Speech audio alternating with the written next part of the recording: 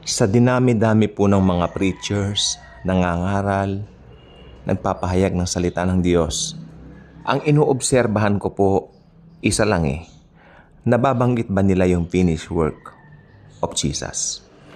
Ayun lang po. Minsan dito sa bus, kung hindi ako nagkakamali, papunta kami ng Baclaran during that time. Okay, so may nangaral. Sumakay kami ng Mega Mall, puntang Baclaran. Then may umakyat, nangangaral siya. Ang pinapahayag niya, yung malilikom daw na pera, pagpapatayo sila ng tawag dito, yung kung saan sila pwede mag-gather, ganun. At saka sinasabi niya, magsisi sa kasalanan, ganun.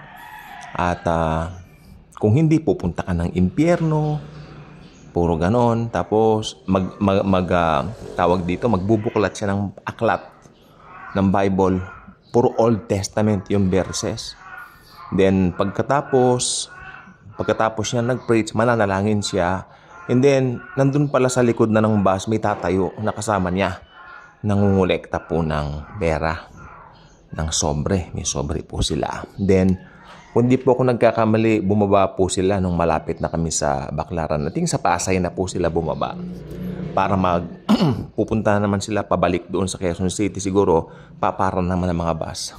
Alam po ba ninyo, yung mga ganyan ay talagang nakakalungkot kasi karamihan ng tao, kapag nakita po yung mga ganyan. Alam niyo sabi sa akin, ay mga born na ganyan, kapareho mo. Ay sabi ko, hindi ako gumaganyan, hindi kami umaakit sa mga bus nangongolekta ng mga pera. No, hindi. Isa lang ang hangarin namin. When we preach Jesus finished work. Na inako na lahat ni Jesus, lahat ng blessings nasa atin na. At saka hindi mo pwedeng ipagpalimos ang Diyos. Sapagkat si Jesus mayaman. Siya ang nagbibigay sa atin. Hindi mo siya ipangangalandakan na tapos sa mga streets, lalo dito sa Quiapo, sa Baclaran, may mga kumakanta-kanta pa, nakikita po ninyo yan, di po ba? Araw-araw na buhay dito sa Maynila, may mga umaawit, may mga humihingi may basket, humihingi ng pera. Come on, it's not about that. It's all about Jesus Christ. Kaya sabi ko po sa inyo, kung hindi mo alam ang finished work of Jesus, tapos nangangaral ka, wag ka na lang mangaral. Dahil, you know what? Kawawa yung mga makikinig sa'yo. Nandun na ako, ganado ka. You always go outside, go elsewhere. Nag-iiba't ibang lugar pa Oo, yung mga nag-iiba't ibang bayan para diyan. But you know what? If it's not the finished work of Christ, just don't do it. Dahil ang kaligtasan po nakabase lang po sa ginawa ni Kristo. Wala tayong pwedeng idagdag para, you know what? Tayo ay maligtas sa mga sarili-sarili natin. I once was with friends of mine, na pumunta kami ng Singapore, naimbitahan kami sa isang ng isang congregation doon na mag-attend ng kanilang yearly na pagtitipon, no? So pumunta kami, maganda naman po. No naming names na lang po tayo. So while there, syempre, mabait po sila. Mabait po yung mga Singaporeans na ito. But, when they ask this person na umakyat po sa stage, ito po ay very popular preacher. Isa po siyang taga South America, kung di po ako nagkakamali. No naming names po tayo. Hindi ka mable-bless sa mga sasabihin niya kasi it's all about your own effort to please God, to please Jesus. Not knowing na si Jesus na nga po yung gumawa ng lahat para tayo makapunta sa kaharian ng langit. Ang kanya pong preaching was yung kanyang anak daw na pasaway, kasi muntik nang namatay kasi hindi raw naglilingkod. Tapos tinawag niya yung anak niya to testify dun sa ganun nga nangyari raw sa kanya. I mean, oh Lord, sabi ko, I would like to thank you dahil unang-una alam ko ang grace mo, sabi ko. If not, matatakot ka talaga Talagang maglalagay sila ng fear sa puso mo. They will, anong tawag dito? Inject fear sa puso mo, maging sa isip mo. O, tapos ang kanilang motivation, kailangan sumama ka sa kanila, doon sa kanilang grupo na ganito ganyan. So, hindi na po yan yung pinakahangarin ng Bible. Especially ni Pablo na Apostle of Grace na ipahayag lang si Kristo at sapat na. Only Jesus. For them, it's all about themselves trying to reach God. Okay? So, doon po sa pulong na yon na pinuntahan namin doon sa congregation na yon, kami po ay hindi po na-bless. Pero thankful po kami, na-invite kami, na ganito ganyan. So, okay lang din yon. Okay lang po yon. Kumbaga, siyempre, gusto mong makakilala ng ibang mga tao, di ba? Makipagkaibigan, which is nice.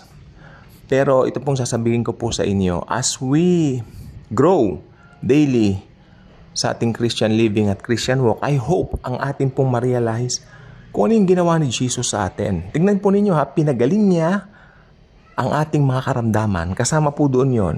Yung sinasabi ko pong congregation, kanina, hindi nila pinangaral na pati karamdaman pinagaling. At in fact, nangangaral ito, taga South America po siya, nangangaral siya nawawala raw ang salvation. Nawawala raw ang kaligtasan. Pag hindi ka magta-tights, pag hindi ka wow, what's that? Diba? So, bantayan po natin mabuti. Ano yung pinapakinggan natin? Ano yung pinapakain natin sa mga isipan natin? Ito ba yung katotohanan ng Biblia na sinasabi na it is finished once for all time? Pinapos na ni Kristo lahat? Or ito ba is something na may halong gawa na kung saan pwede mong tulungan ng Diyos? Yan. Hindi nila sinasabi ito pero parang ganun eh. They are helping God para maligtas sila. It's not about that. It's so sad na marami pong Kristiyano ang hindi alam yan dahil doon po sa congregation na yan, may nakita po ako doon na parang nagsusuot sila ng damit ng Hudyo. Na parang sabi, kailangan daw, bilang Kristiyano, alam mo raw yung mga gawain ng mga Hudyo. Kasi parang pogi points yun para maligtas ka. Oh my Lord, ako, hindi ko na kailangan malaman ng mga yan. Kasi ginawa mo na lahat, Lord, para sa amin. We are Gentiles. We are not Jews. Again, ulitin ko, 3 uri ng mga tao sa mundo. Mga Hudyo, mga pinili po sila ng Diyos, wala pong question. Then we have the Gentiles. Yun yung mga Gentiles, yun yung mga Hentil. Ito po yung mga hindi Hudyo. They are not Jews. Tayo po yun. At syempre, ito maganda. Pangatlong grupo, Kristiyano. Christians. Sino ba yung mga Christians na ito? Ito po yung mga nanampalataya kay Jesus, whether Jew or Gentile. So, pasok ka na ba sa third group na Christian? Kasi kung hindi pa, nais kong manalangin para sabayan mo at nang sa ganun magkaroon ka ng kaligtasan right away. Ibig sabihin, agad-agad, ayun na yung salvation mo. Pagkakaloob sa iyo. Manalangin tayo. Father God in heaven, I know walang mabuti sa akin. Alam ko makasalanan akong pinanganak. But right now, alam ko na si Jesus lang po ang kaligtasan para maligtas kami sa kasalanan. Naniniwala po ako, Father God, na si Jesus ay namatay para sa aking mga kasalanan para bayaran niya ito. Naniniwala po ako na pinagaling din niya ang aming mga karamdaman. Naniniwala po ako na si Jesus lang ang tanging lunas sa aking buhay para ako'y makapagpatuloy sa isang buhay na ganap at kasaya-saya. Lord Jesus, take over my life. I'm now very happy that you are now my Lord and Savior. Be the pilot and the driver of my life from now on. Thank you, Jesus. Thank you, Holy Spirit. Dahil banal na Espiritu, alam ko sinyalyuhan mo na po kami ng seal of ownership from this moment on hanggang sa dumating ang time na ma-meet po namin si Jesus face to face sa araw ng rapture. Yes, Lord. Amin pong claim, hindi na po kami daranas ng physical death. Kami po ay mararapture na anytime because Jesus will get His bride. Jesus will get His church. Lord Jesus, you are now my Lord and Savior. Thank you, Jesus. Amen. If you pray that simple prayer, believe you got born again, you got saved. Yes, born again ka na. So, nasa iyo ng Zoe life.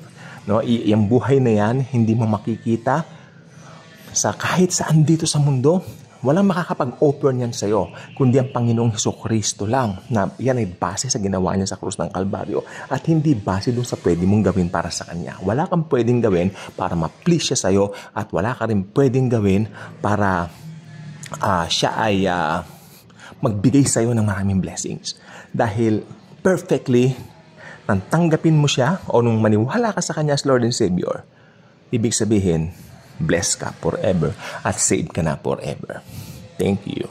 At kung hindi pa kayo subscriber dito, I invite you to do so. Click the notification bell. Share this wonderful video about our salvation, the Lord Jesus Himself. Thank you, and Jesus truly loves us all.